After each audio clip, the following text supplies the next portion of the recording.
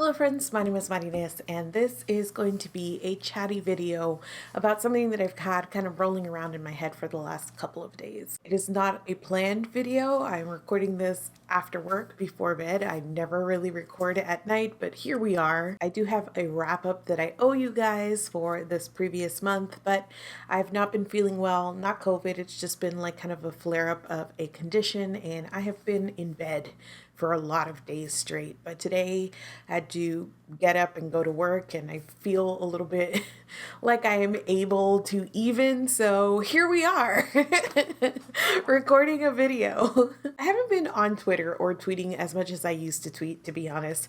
I think that ever since TikTok became a thing and throughout like the pandemic in general, Twitter became a really high stress place for me, and TikTok was where I went to get like the good feelings. And so that really changed like where I spend the majority of my social media time, especially like scrolling. I took a lot of time away from Twitter. I invested more now into TikTok, but now that I'm making stuff on TikTok, like that also switched things up. This is a lot to say that I don't really tweet as much as I used to, but every once in a while I'll get like that old urge to just jump into a conversation, and that's what happened to me last week. I saw a couple of people talking about supporting problematic authors. It was by no means like widespread on my timeline. I think it was Myona, if I'm saying that correctly, who had the original tweet. And I saw a couple of people like either quote tweeting or like vague tweeting about what she raised and the topic that she raised. Again, I'm not 100% certain that that was the first person who had talked about sort of supporting problematic authors, but when I went down my little rabbit hole, that's what I found. And in general, there was enough, at least, conversation or enough replies that I was like, okay, well, I will jump into this as well. And basically the point that I attempted to make was that supporting an author isn't only just spending money. When we talk about not supporting problematic authors, there's an assumption that only means spending money. If you have a platform, it is more than that. Reading and talking about them is giving them your platform. It says something to your audience about your priorities. Any amount of crying over being allowed to read what you want feels like purposefully missing the point. What people want is to read and promote, and to do so without consequences. If you prioritize certain entertainment over the behavior of the author or the misrepresentation of the story or whatever else, that is certainly your choice, but let's not pretend it doesn't say something to your audience. This did not go viral by any means. It wasn't like my most popular tweet or anything like that, but there were enough replies to it and enough people who were disagreeing with the sentiment. Some people got a little bit more aggressive in disagreeing with me. And so it got to this point where I have been thinking about this so much and I realized that I had like more to say about this. My point in making those tweets was money is not the only way that we support authors. And from there, people were replying back and wanting to engage with me about canceling authors. Like so many people replied and were like, yeah, but cancel culture. And I was like, what? Like I understand how they're related, I guess, but literally nothing I said was about cancel culture. Like I didn't even say don't read, don't support, don't give them your platform. I just said that money wasn't the only way we supported authors. So that was like really wild to me that people were trying to argue with me like about things that I didn't say. It wasn't even a conversation like I was trying to have necessarily. It was really wild, and not something I have not experienced in the past, but maybe because like I've been so light on Twitter, like it happening again, I was like, oh yeah. Twitter.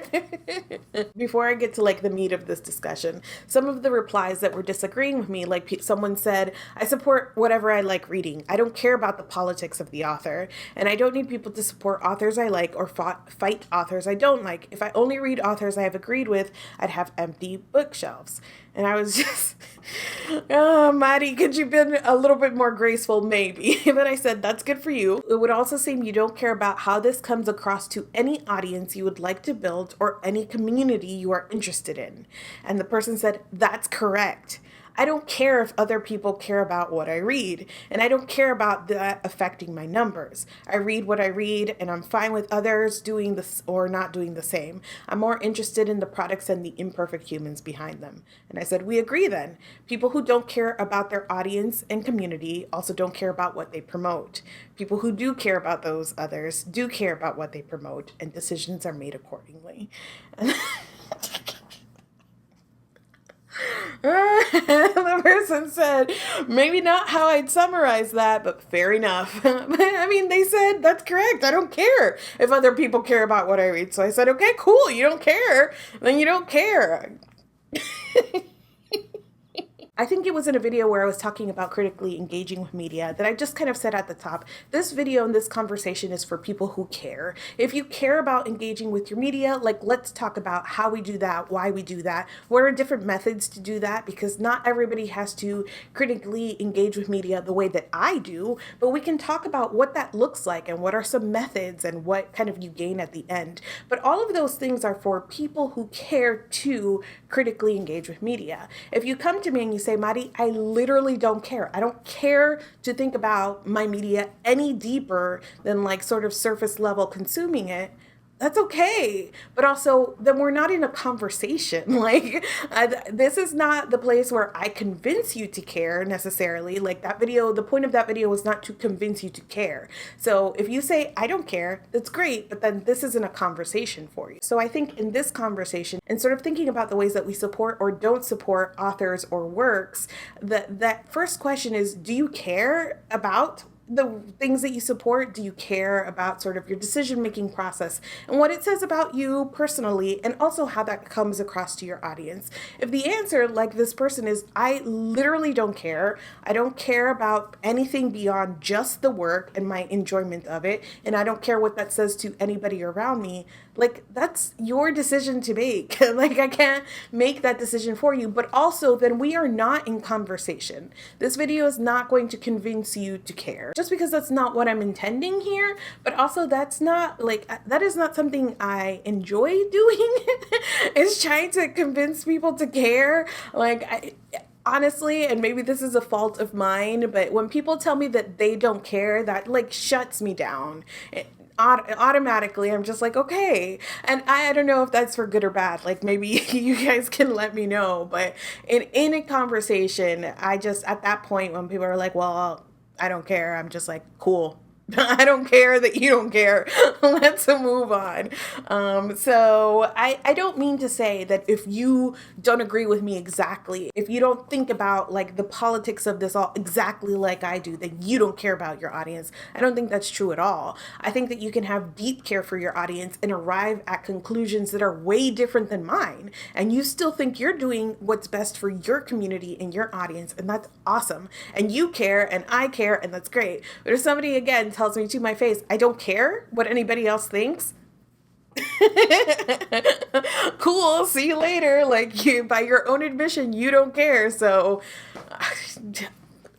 So then we got some people that were kind of taking it on to this other side of like, what does problematic even mean? Does it convey mild, medium, or severe transgressions? And isn't there a danger of grouping all of the above in the problematic label as if there was no nuance? I would argue that every human being on this planet is problematic. So this is the issue when we're talking sort of like widely about these sorts of concepts. So in this video where I'm talking to you guys about the decisions we make when there is problematic content, that is always going to be kind of the problem, or sort of the base level of this is, one, what's problematic? And two, kind of what are the levels here? And those are really fair questions. And it comes back to some really personal decision making in terms of what we consider to be problematic, and where those things are like, okay, this is problematic in the text, but I can be critical of it, I can talk about it, I can still enjoy the work, and I feel comfortable that even though it has these elements that were not the best, I can promote it in a a positive manner to my audience and not feel like I'm going to do any damage, especially if I have talked about it in a critical manner. But there are things that are so problematic that we don't want to give it any amount of support. These are things that are not only in text, but that are authors that we know are actively causing harm. People like J.K. Rowling, the big example, is actively using her money and her platform and her influence to cause harm, to do damage. And in contributing to her net worth, we are then directly allowing her and enabling her so that she can continue to have the resources and the platform to cause us harm. I'm not saying that you buying one more Harry Potter book is going to single-handedly kind of hand her a microphone. But again, these are personal decisions that we're making and that we ultimately have to live with. So, the JKR thing is always sort of the extreme example that we presently have of where I think it's really clear to people that supporting her is a damage thing. It is a harm thing. And it is a line in the sand of saying, I do not agree with this person and I am not going to promote this person or spend money on this person in any way. So that is to us is a clear example. But I think that as you kind of go away from that into the things that are a little bit more complicated, it does is kind of what is problematic? Where do I personally draw the lines of what I can and will support? And I think those are decisions that we have to arrive to individually. And I think that one of the best ways that we can sort of combat groupthink or mob mentality is to make sure that we have sort of those parameters set for ourselves. And that is not to say that you cannot hear out marginalized communities when they're speaking up. That is not to say that you have to read the damaging thing in order to make decisions for yourself, especially if you are not part of the marginalized identity. No amount, for instance, of a white person reading a book that is racist, they're going to be oh, then I can make my own decisions, because you don't necessarily have the knowledge to make those decisions, right? It is not something that is directly affecting you. So I'm by no means saying that you have to experience the thing for yourself to make these decisions, but that you as an individual have to sort of set your parameters of, okay, what are the things that I want to, one, personally read and enjoy and support with my time and money, and two, for people who make things, we then have to decide what are the things that we are going to talk about online. One of the most frustrating things about the conversations that I was having was that people were confusing reading things for your own personal enjoyment and promoting things online. I love to make things online. I have been making things online for years and years and years. And every time there's a new platform, I'm like, ooh, I will do that. I love starting projects. I love talking to people about the things that I consume. Media in general, I have two podcasts. I love talking to people about media. And one of the things that I personally had to learn was that not all the media that I consume is media that I'm going to break down, is media I'm going to talk about publicly. Sometimes it's just a media that's for me. I have nothing else to say about it. I don't want to engage with it publicly or critically. It is just a thing that I let wash over me and I can let it be. And guess what? You don't know what those things are because I don't share them with you. I don't promote them with you. I don't talk. If I have nothing to say about them, I'm not going to say anything about them publicly. And not only to kind of the small audience that I've cultivated, but I always think about the things that I make online, that there is a potential that many people may find it either now or in the future. And so I have I feel a responsibility to all of that potential audience to make sure that I am carefully thinking about the things that I engage with. And so people come to this with this well, why can't I read whatever I want? You can read whatever the heck you want. You can read absolutely whatever the heck you want. But what they want is to read it and also talk about it publicly and spend hours discussing. Okay, not even talking about it and discussing it for other people to see.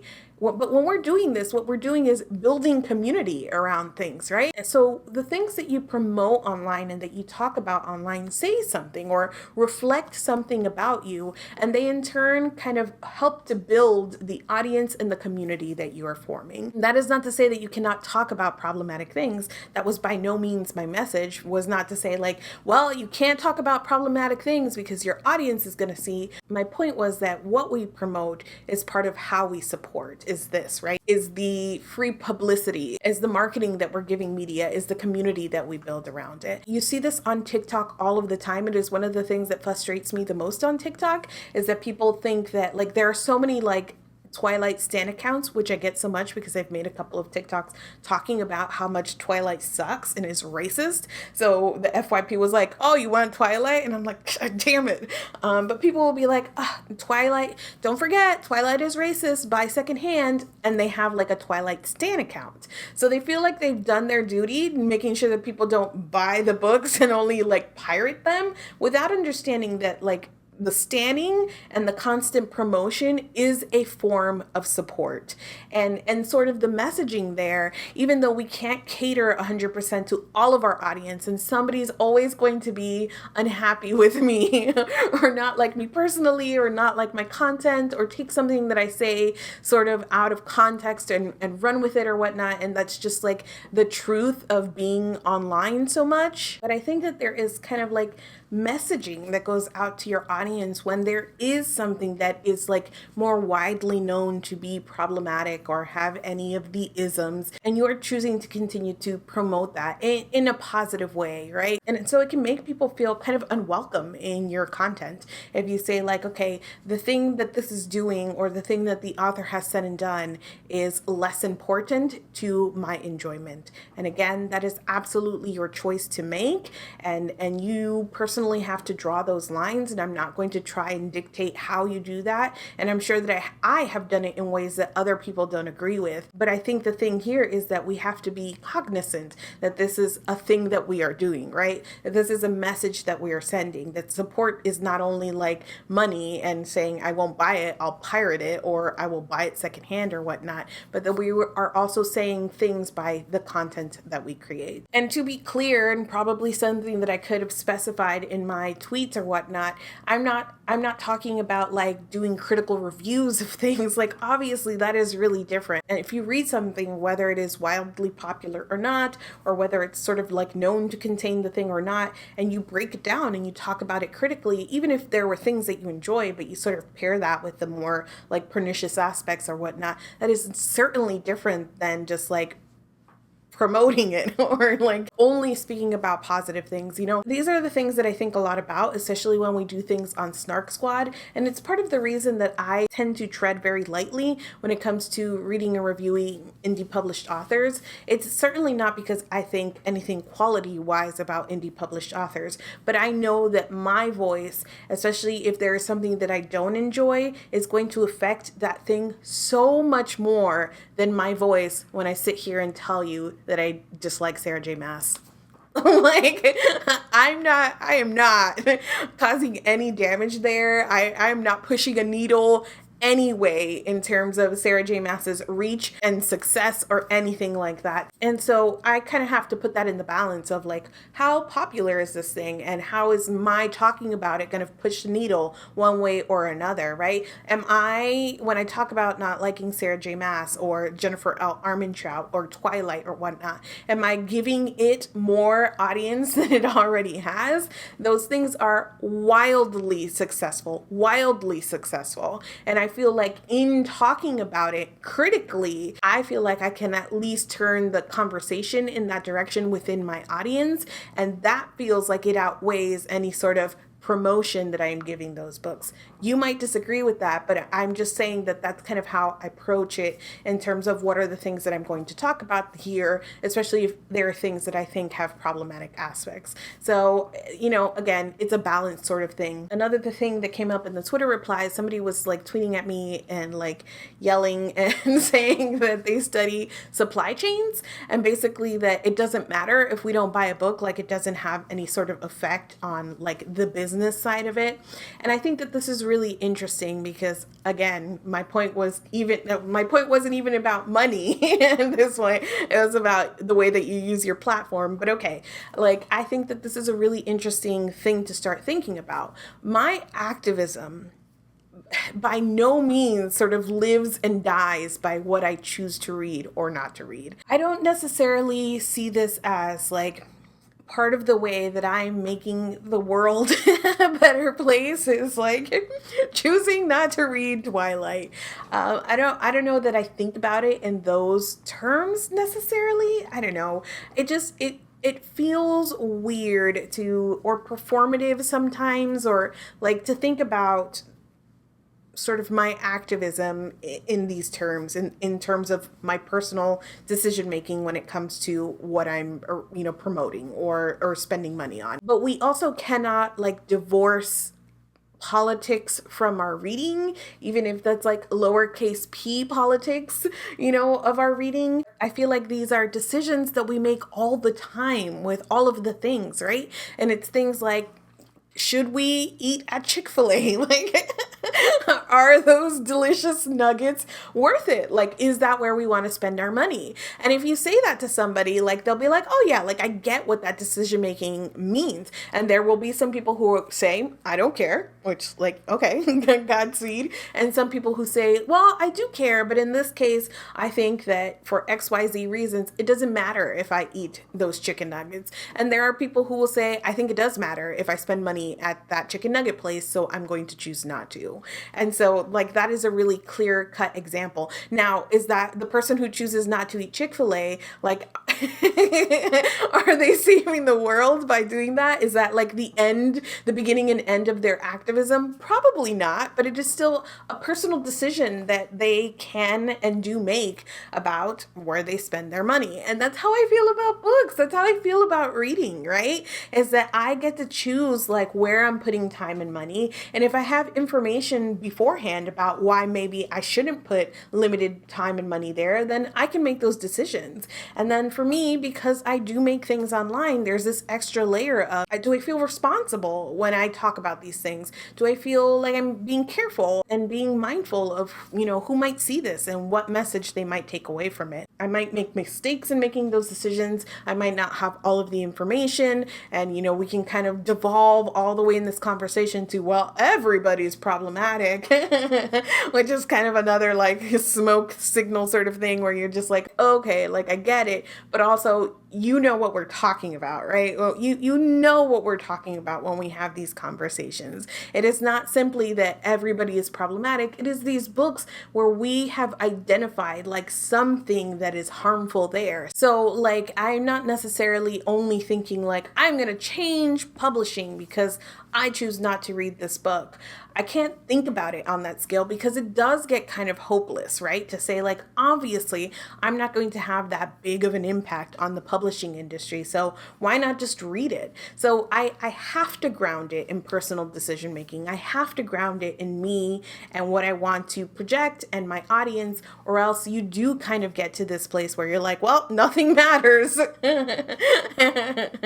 When you sort of like think about all of this, that may be where you land. It's just not where I land, and it is not something that I in these conversations want to necessarily encourage, because I think that we make the best, most inclusive community when we do think about how we promote and how we support. It always gets a little bit under my skin when we do start having these conversations about, conscious consumption and things like that, and people sort of take it all the way to that, well, everything's problematic, or like, well, how about that one time that, somebody said somebody was problematic and it wasn't true, or how about mob mentality? Like, I get it, and I'm not saying we shouldn't talk about sort of these extremes where we can have those conversations and talk about how we sort of deal with those things, but sometimes it can feel like really derailing the conversation, and I'm not entirely sure to what end. What are you trying to lead me towards is to say like, that's true, let's not care. Let's not care at all. I don't know. And that's like, and that's like a sincere question. Like, I'm not sure what people are trying to lead me towards. I think that people have no problem sort of understanding the way that media matters and has an impact when we're looking at it on a positive basis. Like, you can understand fandom and the impact of fandom, and a story that changes your life, and like getting tattoos based on a work or things like that. So we understand the way media sort of impacts us and forms us and shapes us. But if we apply that logic to the negative end, and we can say media can also do a lot of damage, it can do a lot of harm. It can also give platforms to people who have bad messages and who are seeking to do a lot of harm. But when we say that, it's suddenly people like, well, no, it's just a story, it doesn't matter. Of course it matters. And we understand how it matters on this other end of the spectrum. It is the shutting down of the conversation of how that impacts us and how we behave around that when there is more problematic or negative aspects to a work, like that is really, really beyond me. We understand how this matters. We understand how there is an impact here. And I just think that we should be more willing to engage with that and to engage with what it means to support it, not only with time and with money, but with the platforms that we create. I'd love to hear your take on all of this, how you guys sort of make these decisions. Are there books that you read that you then choose not to share on a platform or talk about publicly? Like, how do you make those decisions? Do you agree that what we sort of promote here positively is part of how we support a work or an author? Or do you think that that's kind of different than money and time? And how does this fit into sort of your like personal politics, your personal decision making, your activism? How do you draw the lines there? And if there are works that you enjoy that are problematic, we all have them. I have the Witcher books in each of my videos. Like, I get it. But also, like, what I do personally, every time that I've ever mentioned the Witcher books, I'm also like, and they are misogynistic. Like, I've dedicated myself to always mentioning that whenever I talk about those books. And that's kind of the way that I approach it. So what if you have a thing that you enjoy that is problematic, like, how do you work that out? How do you approach still being a fan of the thing and talking about them? Or do you just not talk about them, which I don't talk about the Witcher books very often. So I'd love to hear all of that down in the comments. Thank you so much for watching this video, and I will see you guys soon. With a wrap up, I owe you guys a wrap up coming soon. What did you tweet? What did you tweet, Marinus? Here's what I tweeted.